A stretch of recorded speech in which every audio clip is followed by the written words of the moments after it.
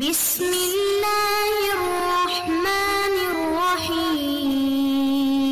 اعوذ باللہ السمیع العلیم من الشیطان الرجیم. بسم اللہ الرحمن الرحیم. ربنا آتنا فی الدنیا حسنۃ وفی الآخرۃ حسنۃ وقنا عذاب النار. عزیز طلبہ، السلام علیکم ورحمۃ اللہ وبرکاتہ. اصول الکافی سبق 62 میں کتاب العقل والجال کا 27واں حصہ بیان کیا جائے گا. خلاصہ جات پر ایک نظر ڈال لیتے ہیں. گزشتہ سبق میں ہم نے اہل عقل و خرد کو وعظ و نصیحت کے حوالے سے جو حصہ تھا حدیث کا اس پر گفتگو کی. عقل مندوں کو آخرت کی ترغیب، دنیا کی زوال پذیر حقیقت کی معرفت پر گفتگو ہوئی. اس درس میں عقل و شعور سے کام نہ لینے والوں کی مذمت اور عذاب کی وعید، سابقہ اقوام کے زوال اور ہلاکت کے علل و اسباب پر گفتگو ہونے والی ہے. متن اصول کافی کو پڑھ لیتے ہیں. فرمایا یا ہشام ثم خوف الذین لا یعقلون عقابہ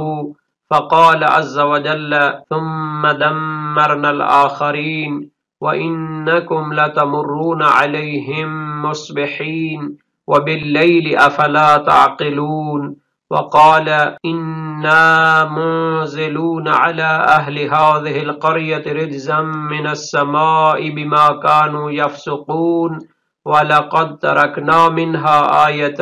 بَيِّنَةً لِقَوْمٍ يَعْقِلُونَ. حال لغات کو دیکھ لیتے ہیں. خوفا یخوف و تخویف ڈرانا کے معنی میں ہوتا ہے وعید سنانا. دمر یدمر و تدمیر نیست و نابود کرنا، تہس نہس کرنا. تمرون مرہ یمرو سے ہے تم گزرتے ہو. مصبحین اصبح یصبح مصبحن صبح سویرے کسی کام کو انجام دینا. رجزن عذاب اور گندگی کے معنی میں ہے. بینتن واضح اور روشن کو کہتے ہیں. تو اس متن کا ترجمہ دیکھ لیتے ہیں. فرمایا اے ہشام، پھر اللہ تعالیٰ نے ان لوگوں کو جو عقل و شعور سے کام نہیں لیتے اپنے عذاب سے خوف دلایا ہے اور ان کو وعید سنائی ہے. پس اللہ تعالیٰ نے فرمایا پھر ہم نے دوسروں کو نابود کر دیا. وَأَنَّكُمْ لَتَمُرُّونَ عَلَيْهِمْ مُصْبِحِينَ، اور حالانکہ تم ان کے علاقوں سے صبح و شام گزرتے ہو، کیا تم عقل و شعور سے کام نہیں لیتے؟ نیز فرمایا اِنَّا مُنزِلُونَ عَلَىٰ أَهْلِ هَٰذِهِ الْقَرْيَةِ رِجْزًا مِّنَ السَّمَاءِ بِمَا كَانُوا يَفْسُقُونَ،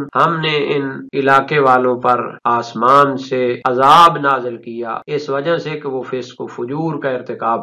کرتے تھے، اور ہم نے اس سے واضح نشانی ان لوگوں کے لیے چھوڑی کہ جو عقل و شعور سے کام لیتے ہیں. تو یہ قوم لوط پر جو عذاب آیا ہے اس کے بارے میں ہے اور اس کے علل و اسباب کی طرف بھی اشارہ ہے، اور یہ نشانی قرار دی گئی ہے تاکہ لوگ عقل و شعور سے کام لیں، اور جو عقل و شعور سے کام نہیں لیتے ان کو عذاب سے ڈرایا گیا ہے. علامہ ملا صدرہ شیرازی کے نظریے کو دیکھ لیتے ہیں. انہوں نے شرح اصول کافی میں اس حدیث کے مختلف حصے بیان کیے ہیں. مشہد خامس یعنی 5ویں حصے میں فرمایا کہ جو لوگ عقل و شعور سے کام نہیں لیتے ان کو نابود کرنے کی وعید سنائی گئی ہے، اور ان پر آسمان سے رجز و عذاب نازل کرنے کی وعید سنائی گئی ہے، چونکہ وہ فاسق و فاجر ہیں اور اللہ کی واضح نشانیوں میں عقل و شعور سے کام نہیں لیتے. اور یہ جو آیات پیش کی گئی ہیں فرمایا یہ اشارہ ہے قوم لوط کے قصے کی طرف کہ جب اللہ تعالیٰ ان پر غضبناک ہوا تو ان کو نیست و نابود فرما دیا تھا،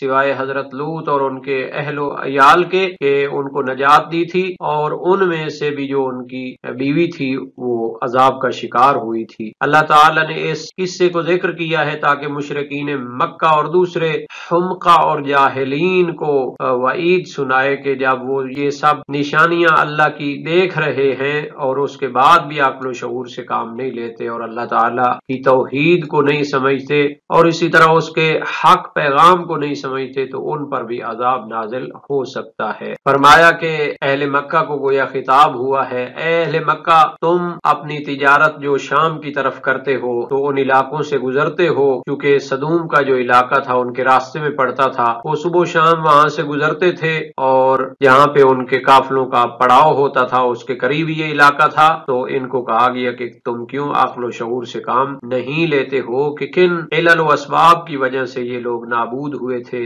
اور اللہ کے عذاب کا شکار ہوئے تھے. یہ نشانی ہے تاکہ یہ قوم قریش عقل و شعور سے کام لیں اور اللہ کے پیغام کی حقانیت کے بارے میں غور و فکر کریں. اور سورہ عنکبوت کی آیت بھی اس میں استفادہ ہوئی ہے کہ یہ بھی قصہ لوط سے متعلق ہے جس میں فرمایا انا منجوک واہلک الا امرأتک کانت من الغابرین، کہ اللہ تعالی نے فرمایا تھا کہ ہم تمہیں اور تیرے اہل و عیال کو نجات دیں گے مگر تمہاری بیوی کو کہ وہ رہ جانے والوں میں سے ہوگی۔ تو اس بشارت کو کہ ان کو نجات دی جائے گی، اس کے بعد ایک دوسری چیز کو ذکر کیا کہ ان کے دشمنوں پر اللہ تعالی آسمان سے عذاب نازل فرمائے گا، اس کی بھی وجوہات ذکر کریں گے۔ نیز فرمایا کہ حضرت لوط کی قوم پر جو عذاب آیا تھا اس کے بارے میں اختلاف نظر موجود ہے، بعض نے فرمایا کہ ان پر پتھروں کا عذاب آیا تھا، بعض نے کہا کہ ان پر آگ کا عذاب آیا تھا، بعض کا نظریہ ہے کہ ان کو زمین میں دنسا دیا تھا۔ اس بنیاد پر یہ عذاب آسمان سے اس معنی میں نہیں ہے، بلکہ اس کا مبدأ اور اس کا فیصلہ آسمانوں پہ ہوا ہے۔ تو اکثر یہ جو چیزیں ہوتی ہیں ان کا جو خارجی وجود ہوتا ہے وہ آسمان سے نازل نہیں ہوتا، بلکہ ان کے حقائق اور ان کے مبادی وہ عالم قضاء میں ہوتے ہیں، تو اس کے بارے میں تعبیر کیا جاتا ہے کہ یہ آسمانوں سے نازل ہوتے ہیں زمین پر۔ اور ملائکہ کا جو حضرت لوط کے ساتھ کلام ہے وہ اسی طرح ہے جیسے حضرت ابراہیم کے ساتھ کلام تھا، کہ سب سے پہلے انہوں نے ان کو بشارت دی تھی انا منجوک ثم قالوا انا منزلون علی اہل هذه القرية رجزا، پہلے فرمایا کہ ہم آپ کو نجات دیں گے، پھر اس کے بعد فرمایا کہ ہم ان بستی والوں پر عذاب نازل کرنے والے ہیں، اور اس نجات کی علت بیان نہیں کی، جیسا کہ ان پر عذاب آنے کی علت بیان فرمائی ہے، فرمایا بما کانوا یفسقون، چونکہ وہ فسق و فجور اور گناہ اور معصیت کا ارتکاب کرتے ہیں، اس وجہ سے ان پر عذاب نازل کیا جائے گا۔ تو اس کے مقابلے میں یہ نہیں کہا کہ ہم تمہیں نجات دیں گے چونکہ آپ نبی ہیں یا موحد ہیں یا عابد ہیں، اس کی وجہ بھی بیان کی جائے گی۔ فرمایا شاید اس کی وجہ یہ ہو کہ رحمت ذات باری تعالی کا فیض ہے تو اس کے لیے علت کی ضرورت نہیں ہوتی، لیکن غضب ہونا یہ عرضی ہوتا ہے تو اس کا سبب ہوتا ہے کہ جب وہ اللہ تعالیٰ کی معصیت کرتے ہیں اور گناہوں کا ارتکاب کرتے ہیں تو اللہ تعالیٰ ان پر عذاب نازل کرتا ہے۔ فرمایا وَلَقَدْ تَرَكْنَا مِنْهَا آیَةً بَيِّنَةً لِقَوْمٍ يَعْقِلُونَ، ہم نے اس عذاب والی بستی سے ایک واضح نشانی چھوڑی ان لوگوں کے لیے جو عقل و شعور سے کام لیتے ہیں۔ تو وہاں پر کچھ ایسے آثار موجود تھے جو اہل عقل و شعور کے لیے نشانی تھے کہ جن لوگوں نے اللہ کی نافرمانی کی ہے کس طرح وہ اللہ کے عذاب کا شکار ہوئے ہیں۔ ایک قرآنی دقیقہ اور فائدہ بیان کرتے ہیں کہ اللہ تعالیٰ نے سورہ میں آیت اور نشانی قرار دیا نوح کے بارے میں، ابراہیم کے بارے میں کہ ان کو نجات دی، فرمایا فَأَنْجَيْنَاهُ وَأَصْحَابَ السَّفِينَةِ وَجَعَلْنَاهَا آیَةً لِلْعَالَمِينَ، اور دوسری جگہ فرمایا ہم نے ان کو نجات دی اور ان کے ساتھ جو کشتی میں سوار تھے اور ہم نے ان کو عالمین کے لیے نشانی قرار دیا، اور دوسری جگہ فرمایا فَأَنْجَاهُ اللَّهُ مِنَ النَّارِ إِنَّ فِي ذَلِكَ لَآيَاتٍ لِقَوْمٍ يُؤْمِنُونَ، بس اللہ تعالی نے حضرت ابراہیم کو آگ سے نجات دی، اور اس میں آیات اور نشانیاں ہیں ان لوگوں کے لیے جو ایمان لے آتے ہیں۔ بس یہاں پر ہلاکت کو نشانی قرار دیا اور حضرت نوح اور حضرت ابراہیم کے بارے میں ان کی نجات کو نشانی قرار دیا۔ تو حضرت ابراہیم کے لیے اتنی بڑی آگ سے بچ جانا نشانی تھا لوگوں کے لیے، اور حضرت نوح کے لیے جو اتنے بڑے طوفان سے ان کو نجات دی یہ بھی ایک عجیب تھا اور نشانی تھی، جبکہ جو غرق ہو گئے تھے ان کا کوئی نشان باقی نہیں رہا تو اس کو آیت قرار نہیں دیا، لیکن حضرت نوح کی جو نجات ہے اس کا کوئی اثر حسی اثر باقی نہیں رہا، لیکن جن پر عذاب آیا تھا ان کے آثار ان شہروں میں باقی رہے تو اس کو نشانی قرار دیا ہے۔ مزید بھی ان آیات میں لطائف موجود ہیں کہ اللہ تعالیٰ کی قدرت کی نشانی وہ نجات میں بھی موجود ہوتی ہے اور ہلاکت کی صورت میں بھی موجود رہتی ہے، جس چیز کا اثر اللہ تعالیٰ باقی رکھنا چاہے وہ نشانی قرار پاتی ہے۔ دوسرا سفینہ اور کشتی کے بارے میں فرمایا جعلناہا آیہ، ہم نے اس کو آیت اور نشانی قرار دیا لیکن اسے بینہ واضح نشانی قرار نہیں دیا، لیکن یہاں پر آیہ بینہ قرار دیا ہے کیونکہ کشتی کو نجات دینا، کبھی کوئی سمجھ سکتا ہے کہ یہ تو کشتی اسی طرح ہی بڑے بڑے پانیوں میں بچ جاتی ہے، یعنی کبھی جاہل و نادان اس کے بارے میں وہم و گمان کر سکتا ہے کہ کشتی کے بقا کے لیے اور اس کی نجات کے لیے کوئی دوسری تدبیر کی ضرورت نہیں ہوتی، لیکن یہاں پر آیہ بینہ قرار دیا کہ اتنا بڑا جو عذاب ہے اور ان کے اتنے سرسبز و شاداب اور گنجان آباد علاقوں کو مسمار کرنا ہے تو یہ کوئی عام چیز نہیں ہے، بلکہ اس کے لیے بہت بڑی طاقت کی ضرورت ہے،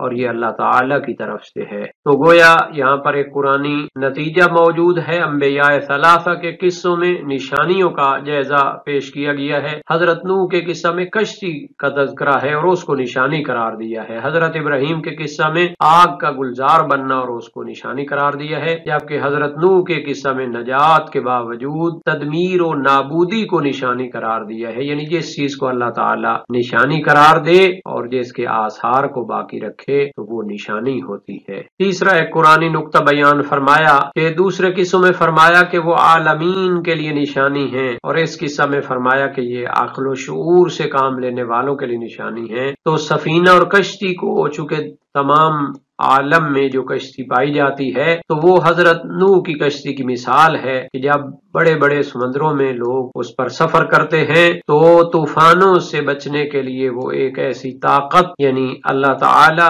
سے طلب نجات حاصل کرتے ہیں، دل سے اس کی طرف وہ متوجہ ہوتے ہیں، وہ عالمین کے لیے ایک نشانی ہے۔ جبکہ ان علاقوں میں جو ہلاکت اور نابودی کے آثار باقی ہیں یہ تمام لوگوں کے لیے نہیں ہے، بلکہ جو وہاں جائیں گے اور اس میں غور و فکر کریں گے تو ان کے لیے اللہ تعالیٰ کی قدرت اور اس کی امر اور اس کے امر کی نشانی موجود ہے تاکہ وہ غور و فکر سے کام لیں۔ اسی طرح جناب ملا صالح مازندرانی نے بھی اپنی شرح اصول کافی میں فرمایا ہے کہ اللہ تعالیٰ نے ان لوگوں کو عذاب سے ڈرایا ہے کہ جو عقل و شعور سے کام نہیں لیتے، سابقہ تاریخ سے عبرت حاصل نہیں کرتے کہ اللہ تعالیٰ نے کس طرح شرک کا ارتکاب کرنے والوں اور معصیت اور قبیح کاموں کا ارتکاب کرنے والوں کو جڑ سے اکھاڑ دیا اور ان کو عذاب کا شکار کیا ہے۔ ڈرایا کس چیز سے ہے کہ اللہ تعالیٰ بعد میں آنے والوں کو بھی اگر وہ انہی علل اور اسباب کا ارتکاب کرتے ہیں جن سے سابقہ قوموں پر عذاب آیا تھا تو ان کو بھی نابود کیا جا سکتا ہے۔ تو اللہ تعالیٰ نے فرمایا ثم دمرنا الآخرین، یعنی کہ ہم نے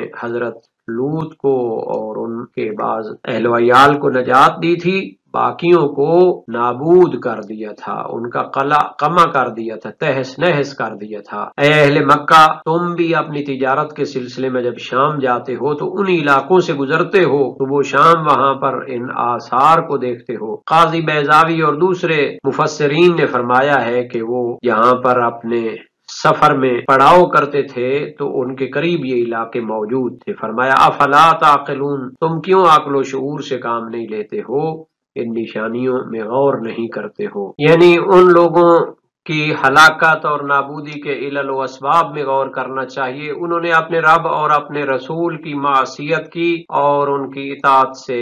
سرپیچی کی تو ان کو عذاب سے دوچار ہونا پڑا۔ تو ان اقوام کو بھی اسی وجہ سے توبیخ کی گئی ہے، سرزنش کی گئی ہے کہ اگر وہ ان تمام روشن قصوں کے موجودگی میں عبرت حاصل نہیں کرتے اور بصیرت حاصل نہیں کرتے تو ان کا بھی انجام اسی طرح ہو سکتا ہے۔ اسی کے متعلق دوسری آیت کو بھی پیش کیا، فرمایا کہ سابقہ آیت کے قرینے سے موجود ہے کہ یہ بھی قوم لوط کا قصہ ہے۔ وَلَمَّا أَن جَاءَتْ رُسُلُنَا لُوطًا سِیءَ بِهِمْ وَضَاقَ بِهِمْ ذَرْعًا وَقَالُوا لَا تَخَفْ وَلَا تَحْزَنْ إِنَّا مُنَجُّوكَ وَأَهْلَكَ إِلَّا امْرَأَتَكَ كَانَتْ مِنَ الْغَابِرِينَ کہ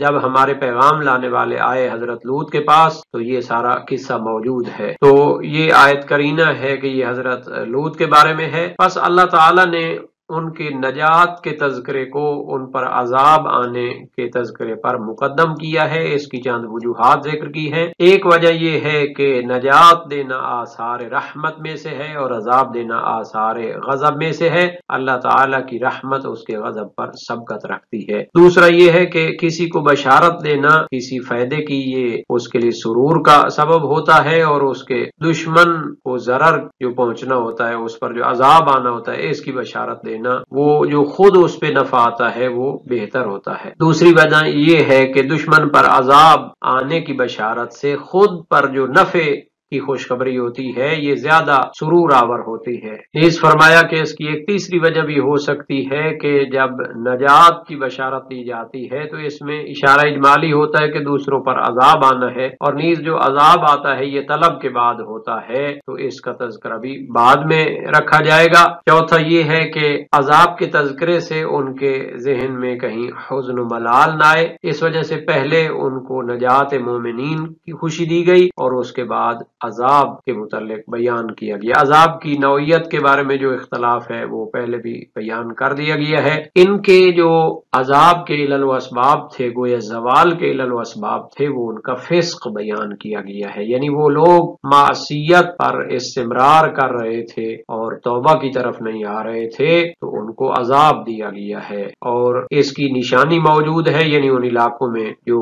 گزرتے تھے تو وہاں پر ایسے آثار موجود تھے جن کو سمجھا جا سکتا تھا۔ قصہ قوم لوط میں تذکرہ نجات کو تذکرہ عذاب پر مقدم ہونے کی جو وجوہات اور احتمالات ہیں ان کو 4 بیان کیا گیا ہے، ان کو بھی خلاصتاً دیکھ لیتے ہیں۔ قوم لوط پر عذاب کے متعلق تفسیری احتمالات کو بھی یہاں پر ایک جائزہ لے لیتے ہیں۔ پتھروں کا برسانا ایک نظریہ ہے، دوسرا نظریہ کہ ان پر آگ برسائی گئی، اور تیسرا نظریہ ہے کہ زمین کو الٹایا گیا ان کے لیے۔ ان آیات کے متعلق دیگر شارحین کافی کا نظریہ بھی دیکھ لیتے ہیں۔ جناب علامہ مجلسی نے مرآت العقول میں اس کے بارے میں کچھ ادبی نکات بیان کی ہیں۔ یہ جناب علامہ مجلسی کے کلام کا تتمہ ہے۔ وَلَقَدْ تَرَكْنَا مِنْهَا آیَةً بَيِّنَةً کے متعلق انہوں نے بیان فرمایا ہے کہ ان کے قصے کو بیان کر کے ان کے نابود شدہ گھروں کے آثار کو باقی رکھا گیا، وہاں پر پتھروں کی خاص کیفیت قرار دی گئی، تو یہ سارے آثار ہیں ان پر جو عذاب آئے ہیں تاکہ آنے والے لوگ اس سے عبرت حاصل کریں۔ آج کے سبق کا خلاصہ دیکھ لیتے ہیں۔ عقل و شعور سے کام نہ لینے والوں کی مذمت کی گئی اور عذاب کی وعید سنائی گئی۔ اس کے متعلق گفتگو ہی سابقہ اقوام کے زوال اور ہلاکت کے علل و اسباب کا مطالعہ، تاریخ و سیرت کے مطالعہ کی تاکید کی گئی۔ آج کے درس کے متعلق تمرینی سوالات کو بھی دیکھ لیتے ہیں اور اللہ تعالی سے دعا کرتے ہیں کہ ہمیں قرآن اور سنت کو سمجھنے اور ان پر عمل کرنے کی توفیق عطا فرمائے۔